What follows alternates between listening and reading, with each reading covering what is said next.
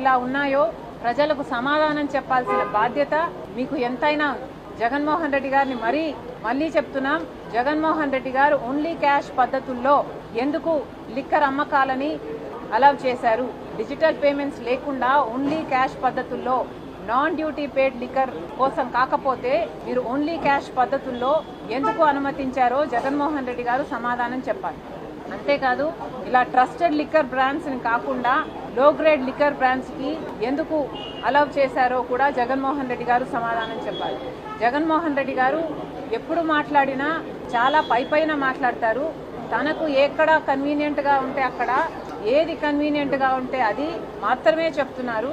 కానీ జగన్మోహన్ రెడ్డి గారు మీ నుంచి ప్రజలు సూటిగా సమాధానాలు ఎక్స్పెక్ట్ చేస్తున్నారు. కానీ మీరు ఎప్పుడూ దానిల గురించి మాట్లాడు.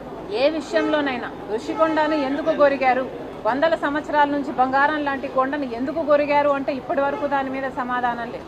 రాజశేఖర రెడ్డి గారి జలయజ్ఞంలో ప్రాజెక్టులు మీరు 6 నెలల్లో పూర్తి చేస్తామని చెప్పారు. ఎందుకు పూర్తి చేయలేదు అంటే దాని గురించి ఎప్పుడు సమాధానం చెప్పరు.